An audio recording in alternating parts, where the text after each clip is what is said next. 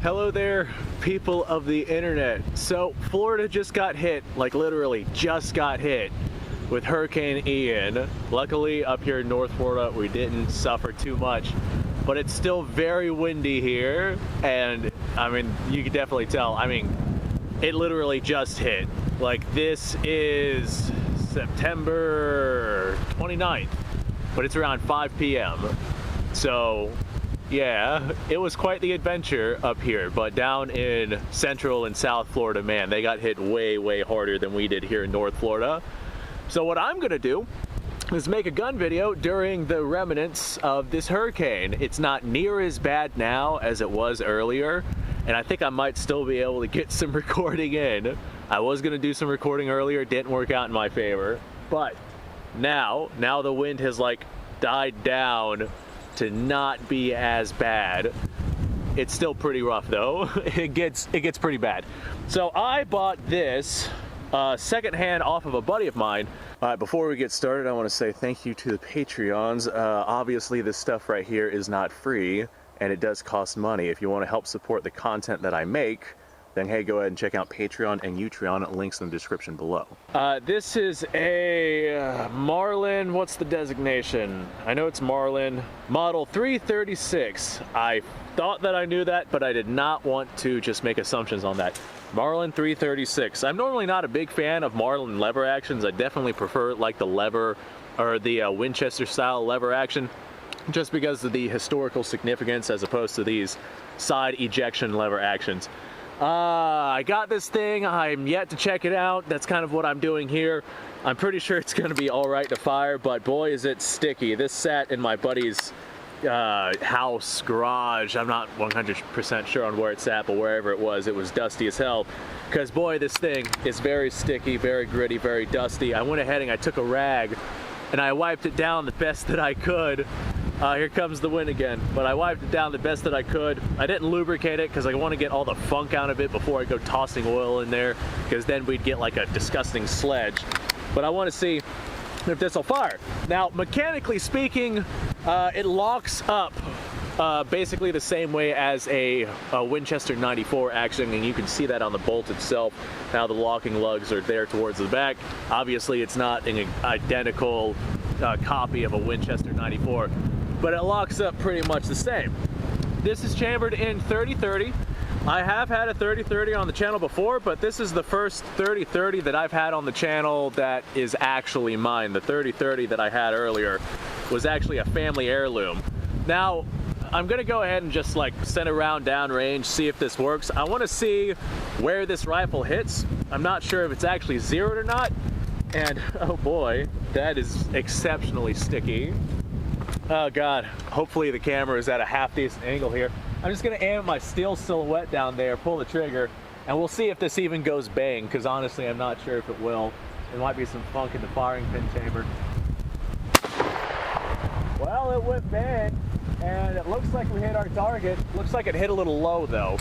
And I'm pretty sure that this 30-30 brass here is reloadable. As a matter of fact, I'm pretty sure that these are just reloads.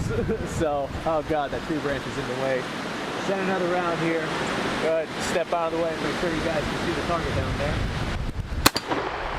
All right, yeah, this thing is hitting right where I'm wanting it to. Looks like it is hitting a little low. I'll have to adjust that on the sights here. Oh! All right, I'm going this way. Oh God. All right, you guys hang out right there. Let's set this down for a second. Whew. Hurricane's still going. Hurricane is not done yet. Let's reattach this right here. Perfect, almost perfect. Perfect, nah, not perfect, not perfect at all. There we go, that's better-ish. Okay, try not to fall over this time. That's what you get for recording during a hurricane.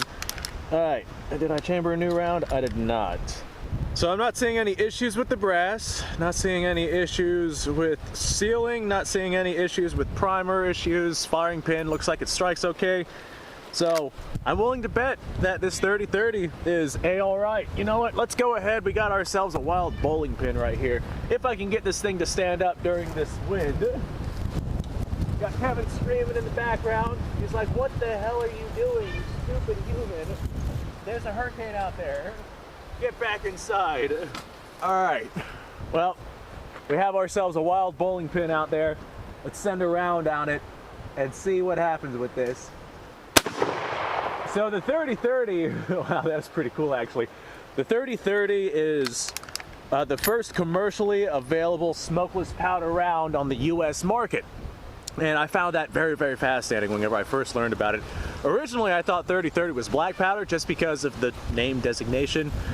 And I thought it was 30 caliber and 30 grains of black powder. You could load this with black powder if you felt like it. But that's just what I always assumed because of the name. I thought it was originally black powder. But no, it turns out it is the first smokeless powder round of the United States commercial market. You guys stay right there and don't you go nowhere. I said don't go nowhere. Stay. Oh God. Now what I find very fascinating is that way back in the day, back when people were basically using this rifle on the frontier, what they would do is they would sell basically reloading kits, like hand reloading kits with these rifles. I'd love to get my hands on one of those, because that would make a really cool video. All right, you stay right there now. Don't you go nowhere. All right, I'd love to get my hands on one of those because that'd make a really cool video. Those old school hand loaders for back whenever you had to load one of these to survive on the frontier and you couldn't just go down to the wherever store to pick up ammunition. Oh God. Now the 30-30 is not exactly a ballistically superior round. I myself wouldn't use it past 300 yards. Like, there are people who can make shots out past that, but effectively speaking, 300 yards and in is essentially what the 30-30 is going to be holding. Ballistically speaking, it's very similar to a 7.62 by 39. I remember way back in the day, well, not way back in the day, but I remember people talking about way back in the day how growing up the 30-30 lever action was like America's rifle. Nowadays it's more or less the AR platform, which has become America's rifle. But the 30-30 lever action, or just lever actions in general, were America's rifle. They were iconic, historically significant rifles produced and used here in the United States. And the 30-30 was just absolutely everywhere. Nowadays, it's not nearly as prolific as it was back then. Like 30-30 was like 223 5.56 today, way back in the day. This right here was as common as the AR platform is today. All right, go ahead and load us up another round here. I still have a few rounds of 30-30 ammunition. Let's go ahead and set another here at our bowling pin down there. Let's see if we can get a strike. Hey, I'd call that a strike. This is a very sticky action. Let's go for the steel again. Woo, mama. Now this right here actually does not recoil all that bad. I was expecting worse with this 30-30, but this one is actually heavier than the other 30-30 that I have, because the other one does recoil a substantial amount more than this right here, but it also weighs a substantial amount more. I'm not positive as to why. The sling on this thing, I really like the sling, and it came with the rifle, but the sling is absolutely shot, and it is tore to shreds, and it's not even holding itself down here on the bottom rung. Like, this is what's holding it on, the leftover remains of that button right there, and there's no way that's gonna stay. I'm probably gonna take like a nut and a bolt and fasten myself using these belt loop holes on this thing, fasten myself another way to be able to hold this, because I would like to use this sling, because this is actually a very nice little sling, and it came with the rifle, and it just wouldn't feel right to take this sling off, so I'll go ahead and I'll leave that there. I do like the front sling swivel on this thing. Back sling swivel, I know I can get these on the rifles, but I have a 357 lever action, and I want to find a front sling swivel similar to this one for that 357 lever action. Because if I'm out there hunting, you definitely want to be able to sling your rifle. And my 357 lever action does not have that ability. So, first impressions, I do like this. It is disgusting though. It needs cleaned. My buddy, like I said, he basically had this in storage and it got all sorts of dusty and dirty and whatnot. And it looks like somebody just sprinkled some funk from the ground all over it. The bore is good, seems accurate. It works, it goes bang. Everything on it functions well. The trigger, I really like the trigger. The trigger is not bad in this thing at all. And the 3030 has plenty of power behind it. I could absolutely use this to handle basically whatever it is that I'm wanting to handle here in the state of Florida. Game doesn't really get all that big, and 3030 would be able to handle basically anything that I came across here, so big perks to it with that. All right, I'm gonna go ahead and say, hey folks, thanks for watching. The wind's picking up again, and I feel some light rain shower starting to come by, so my GoPro here is not waterproof, so I'm going to go ahead and call this the end of the video. I do appreciate your time. You guys go off, have yourself a fantastic day. Like the video, subscribe to the channel. Description down below has a link to all sorts of stuff. Go check that out, and I will catch you guys in the next video.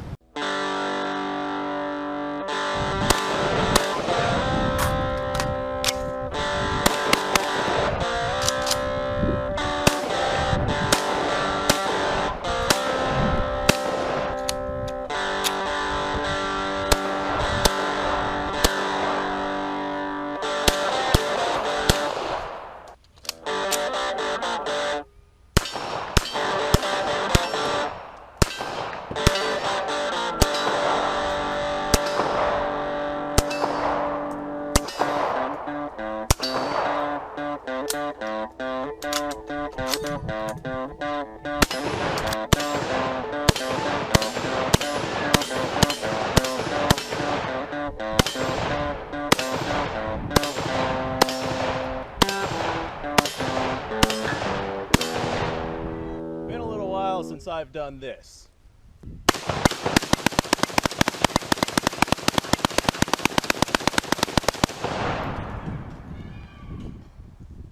Bonnie and Clyde be damned. The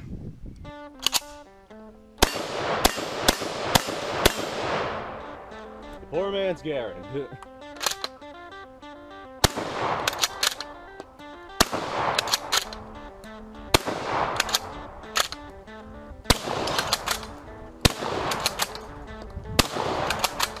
It's a shame that bolt-action shotguns aren't more mainstream.